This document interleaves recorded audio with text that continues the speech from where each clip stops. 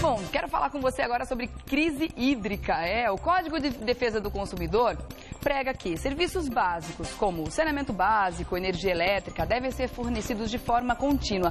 Mas e diante de uma situação como essa que a gente está vivendo agora, a famosa crise hídrica, como é que ficam os nossos direitos? Vamos ver. A crise hídrica que atinge a cidade de São Paulo desde o ano passado afeta toda a população. Segundo uma pesquisa realizada no começo do mês de fevereiro, cerca de 71% dos paulistanos já relataram ter sofrido com a falta de água nos últimos 30 dias. Mas não é somente com a falta de água que as pessoas têm sofrido diariamente. Como consequência direta da estiagem, a falta de energia elétrica já começa a se apresentar como algo comum por todo o país. Só no mês de janeiro, a falta de energia atingiu 39% dos brasileiros.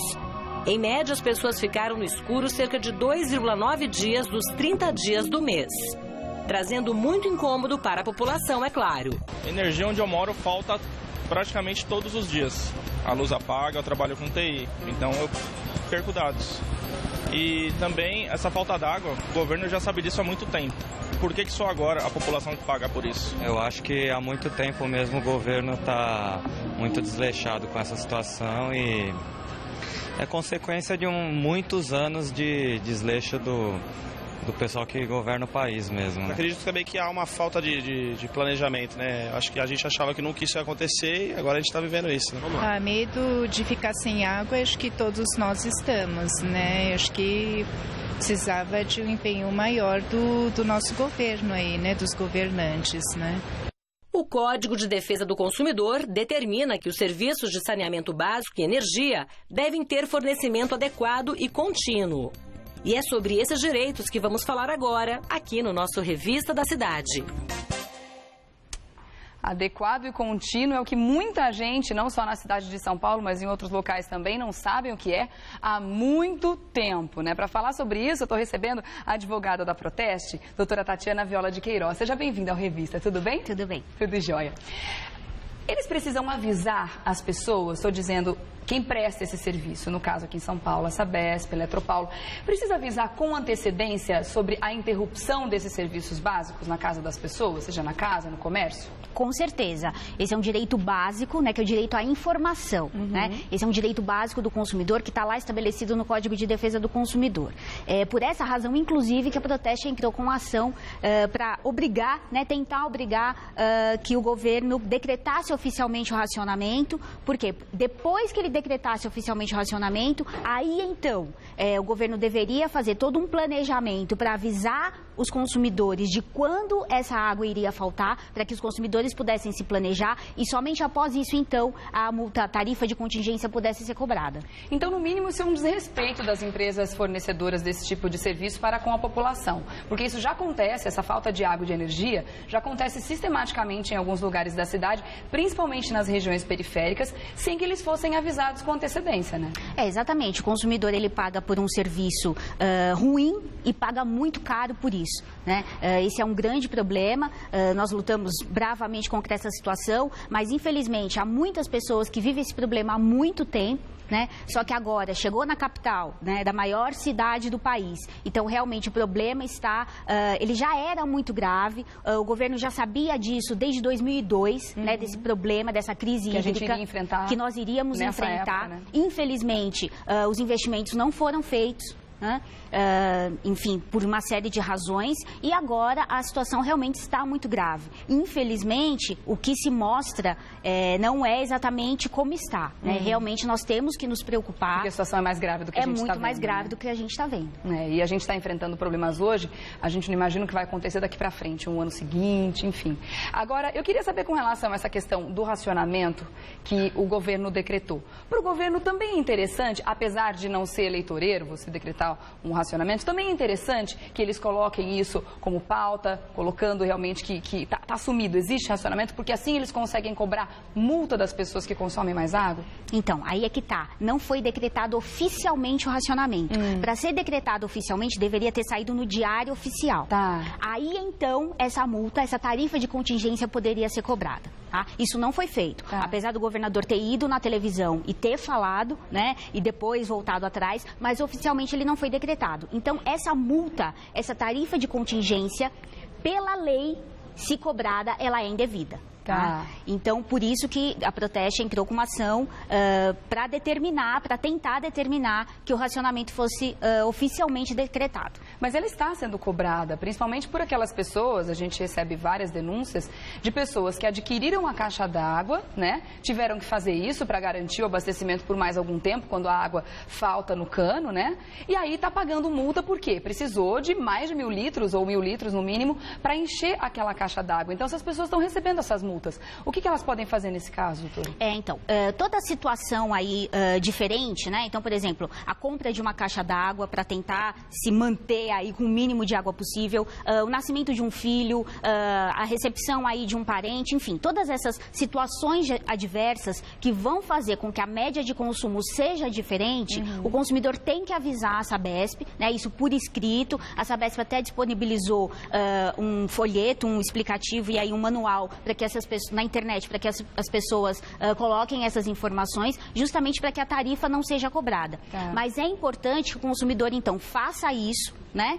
Se houve essa situação adversa e se a multa for cobrada mesmo assim, que ele pleiteie, então, a devolução desse dinheiro, em dobro, inclusive. Mas mesmo se a pessoa não tenha comprado uma caixa d'água, vamos supor, ela tem que justificar mesmo assim, já que essa cobrança, já que não está decretado o racionamento oficial, ela é ilegal? Ela é ilegal, tá? A tarifa, então, de qualquer forma, ela é ilegal? Ela é ilegal. Então, teoricamente, a pessoa não teria que justificar porque eu comprei uma caixa d'água, porque nasceu mais um filho, não é? Exatamente. De qualquer forma, ela é ilegal? Ela é ilegal. Sem a decretação oficial do racionamento, a tarifa de contingência cobrada é ilegal. E, na sua opinião, por que eles estão demorando tanto para decretar esse racionamento oficial? Porque não vai ser bem visto, né? Aos olhos aí da população, ele não vai ser bem visto. Só que, diante do que está acontecendo... É no mínimo irresponsável. Exatamente, exatamente. Vamos dar uma olhada nas perguntas que estão chegando aqui das ruas para você. Vamos lá. Meu nome é Luiz Melo. Há 2 meses, nós temos água só por 7 horas por dia no meu prédio. É possível pedir desconto na conta?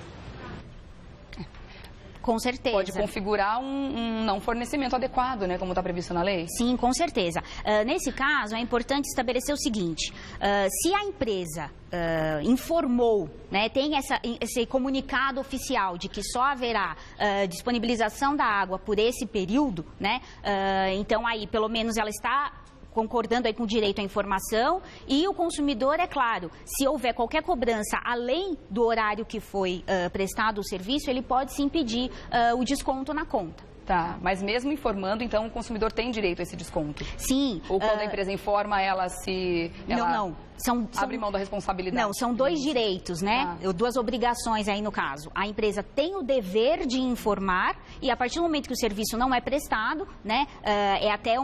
Seria indevida essa cobrança porque ela está recebendo um dinheiro por um serviço que ela não prestou, né? Então ela só pode receber qualquer dinheiro por isso, qualquer pagamento por um serviço prestado, né? A conta de água, em tese, só é cobrada, né, o valor só é cobrado daquilo que é gasto, né? Mas nós vimos aí que há alguns hidrômetros que cobram até pelo vento, né? Conforme o ar vai passando, há uma cobrança. Isso é ilegal, o consumidor tem inclusive que chamar a Sabesp para que isso seja verificado e qualquer valor que seja cobrado indevidamente, que o consumidor pague por isso, né? É importante até explicar, não é só a cobrança que faz o direito à devolução em dobro desse valor, o consumidor precisa pagar esse valor. Pagando esse valor, ele tem direito então à restituição em dobro. Você tocou num assunto muito interessante que tem muitas pessoas passando por esse problema. Os hidrômetros estão registrando ar que está passando por ali. Quer dizer, a pessoa está sem água há uma semana, há um mês e está pagando pela água, muitas vezes valores altíssimos, porque o hidrômetro não para, justamente por causa desse ar que está passando. A Sabesp não admite que os hidrômetros estão calculando pelo ar e as pessoas estão pagando pelo ar. Como é que elas podem fazer para provar isso? Já que, inclusive, uma emissora de televisão mostrou uma reportagem de técnicos mostrando como esse hidrômetro pode funcionar, afinal de contas ele é mecânico, ele não é eletrônico, então ele não tem como saber se é água ou se é ar que está passando por ali. É uma ventoinha mecânica que tem embaixo, que passando o ar vai fazer com que os números também girem ali da mesma forma. Como é que a pessoa pode fazer para comprovar que não está pagando pela água? Na verdade, realmente é uma situação bem complexa, bem complicada. O que o consumidor, no primeiro momento, precisa fazer? Entrar em contato com a empresa. Tá? Relatar o problema, relatar o que está acontecendo, pedir uma solução. A empresa não resolveu, vamos tentar pelos órgãos de defesa do consumidor, que ainda é uma via administrativa. Também não conseguiu resolver, Poder Judiciário.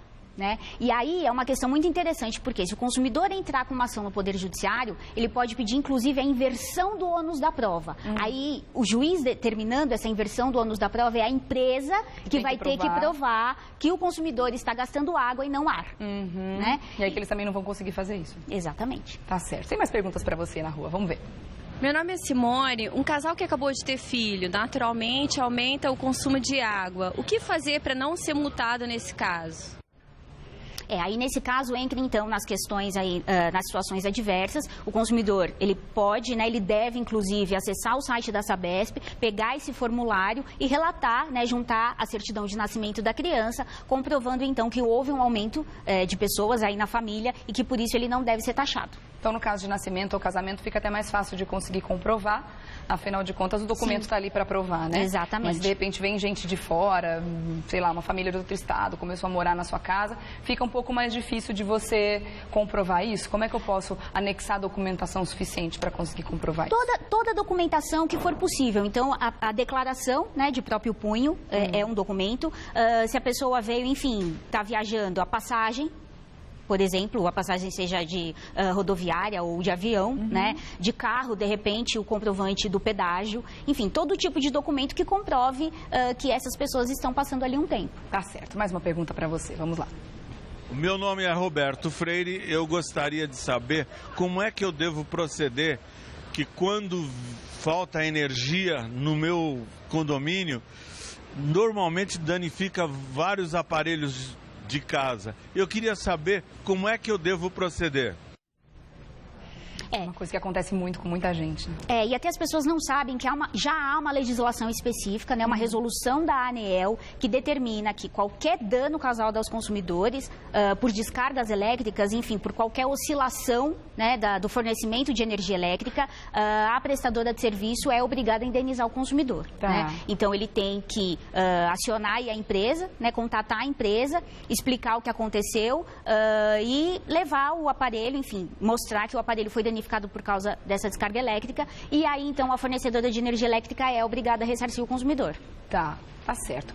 Agora, vocês estão percebendo, para a gente encerrar, eu gostaria de saber se as pessoas estão fazendo mais reclamações nesse sentido, com relação à falta de energia, à falta de água. Elas estão procurando mais os seus direitos, ou você acha que a população está mais tranquila por enquanto, está complacente, está sendo solidária, imaginando que é um problema realmente de força maior, porque não choveu e tudo mais? Como é que está essa movimentação nesse momento? Não, as pessoas realmente entenderam a gravidade da situação e elas estão até, digamos, revoltadas, né, porque elas estão economizando, estão fazendo a sua parte, não tiveram acesso à informação, não foram informadas previamente do problema, né? Então elas estão sim buscando mais os seus direitos. E isso é muito importante, claro, né? Seja governo, seja empresa privada, infelizmente no Brasil elas só funcionam, né? Só andam corretamente quando há essa mobilização. Se a gente cobrar, né? Se a gente cobrar. Então é muito importante que os consumidores façam a sua parte. É isso aí. Antes de mais nada, então, esse bate-papo serviu como um alerta para você que está passando por um desses problemas ou todos ao mesmo tempo. Você tem muitos direitos, sim, só precisa buscá-los.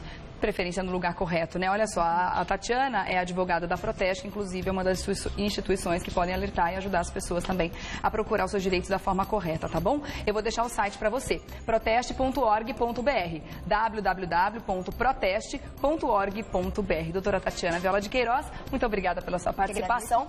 Até uma próxima, viu? Até a próxima. E boa sorte para nós, né? Obrigada. Vamos precisar.